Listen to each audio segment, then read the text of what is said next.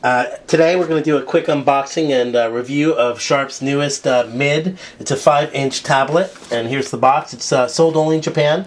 The big thing about this is it's a Ubuntu Linux tablet. So it comes with a ARM version of Ubuntu 9. And as you can see, I'm unboxing it. Here's the Mid here, and I'll open that. You can take a quick look, and we'll go over it in a bit. But very simple packing. Here it is. It's a 5-inch, 600 by 1024 screen. Beautiful screen, 2 buttons, no slider, removable battery, Mid. It comes with a case. Actually, the case is hard here, hard plastic in here to protect the screen, so it's a very good case. Very simple. Manuals, very thin, only in Japanese, so I'm not even going to bother opening it. And then it comes with a power supply. It's good from 100 to 240 volts, so it could work anywhere in the world. And then if you need an adapter, Connex.net will provide that. By the way, thank you to Connex.net for providing this computer. And you can see it comes with its own unique USB charger. So it's got a little stopper here. So, okay. And then finally it comes with a stylus. And now the stylus, there's no place to put it in here, so you've got to put it in the case. So it's got a little a carrier thing here for the stylus. So that's what it's for. Okay, it's a 5-inch tablet. It's a 1024 by 600 screen. It comes with an ARM processor. It's an 800 megahertz Freescale MX515. The specs will be scrolling along the side here. It comes with 8 gigabytes of internal storage, plus a micro SD card slot, which you can put up to 16 gigabytes. Probably you can do more, but I think there's only 16 gigabytes right now anyway. Comes with Wi-Fi 802.11b and G. There's no 3G option for this. Comes with Bluetooth 2.1. And then the most interesting thing about this is it comes with 2 USB ports. So you've got your micro processor, or your micro SD card slot here. And then you've got your standard USB port. And then you've actually got another one here. So you use this for charging, but also for you can also plug in USB devices using the mini USB port here. Okay, take a look at the bottom of the computer. We've got, our standard 3.5 millimeter jacks for headphone, or for microphone and jack, and then your mini USB port here. So also use this for charging. So going to this side, nothing going on. Going to the top, we have our power and our lock. So if you hit the lock switch, that turns off the touchscreen, so you can carry it or whatever. If you hit the power switch, it automatically goes to standby mode, but it's like a hibernation mode. It goes in very quickly, and you can keep it that way for hours and hours. So I'll just put it back. Lifting up the flap here. Sorry, it's a rubber flap. Again, we have our micro SD card slot and our standard USB slot. You can plug in any keyboard and mouse, so no problem there. Let's go to the back. You can unlock this and you can remove the battery. I'm not going to do that because it'll turn it off. But basically, compared to the previous model, which was a clamshell, this one has a removable battery. So, okay, let's take a look at the device itself. Again, this comes with the Ubuntu 9. The one feature that I would talk to you about is it's got the USB port, and you can plug in most any device and it'll work. Now, I've actually got my little mobile office here. So I've got my flight strap here. This is a handy device we'll do a review on later. But you can also, put your device on here. And then, so you can look at something at an angle. And I'm going to plug in a USB port. Now on the USB port, you can see I have lots of stuff plugged in. I've got the SD card reader, a wireless mouse, and the standard USB keyboard. And I'll just plug this in here. So, and then we'll put this here. Let me try to clean that up a little bit. So it's there you go. Okay, it's already seen the SD card that we've inserted there with the card reader. So it's just got some software that reads the card. I'll just say okay to that. You can see I'm using the mouse on this, and this comes with OpenOffice, the full suite. So you have the OpenOffice Word and the Excel and all of that. So it's already built in, so I'll just give you a sample of what you can do. But as you can see, compared to most, mids or tablets, this with the keyboard, the USB keyboard and mouse, actually gives you some productivity instead of just consuming media.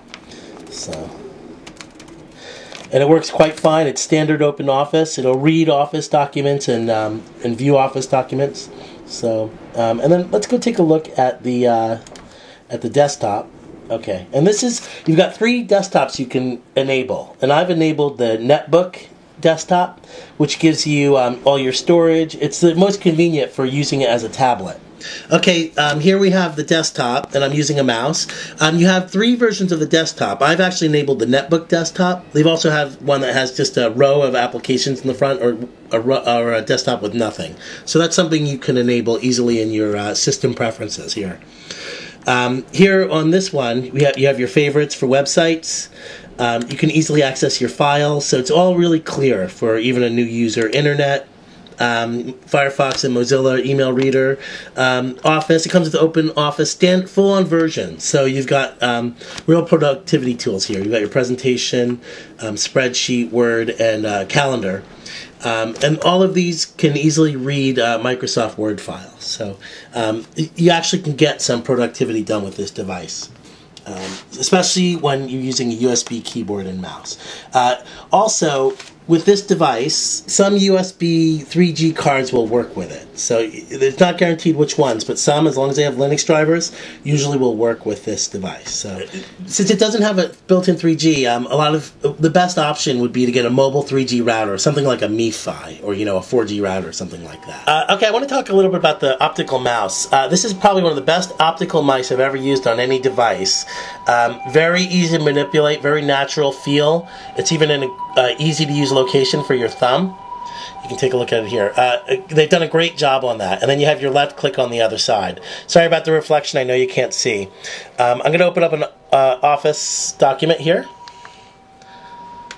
Okay, and now I'm going to open up the soft keyboard.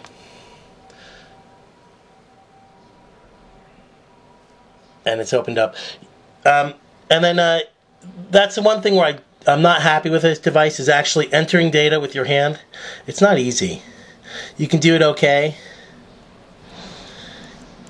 or you can do it with the stylus, or do it with your hand, but it's just okay. It's also got a very good input reader, and it's set for English or Japanese, which can easily see it does a very good job of recognizing the character. The problem is that you can only do one character at a time. So if you want to write a word, it can't do it. See, it only does one character at a time. So input is slow if you're just going to use the screen. The good thing is you can plug in a USB keyboard and actually get some work done with it. So the other good thing is it can do multitasking. It's a full-on Linux operating system.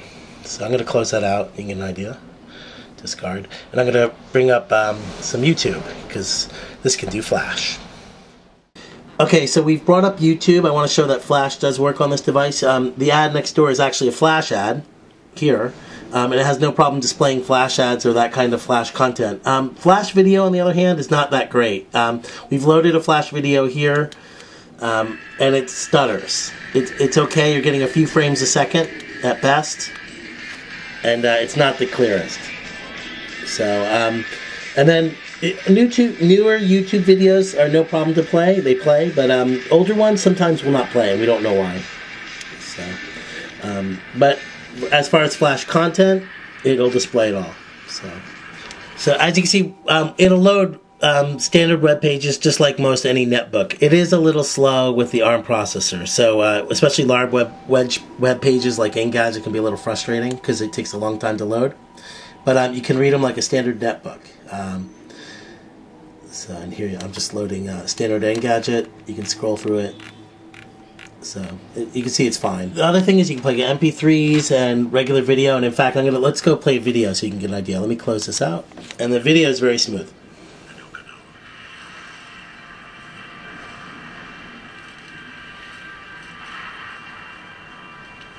I've had to resort to reading the manual to actually figure out how to remove the battery. You just put the locks undo the locks on each side, and then push and slide, and then you can access the battery here.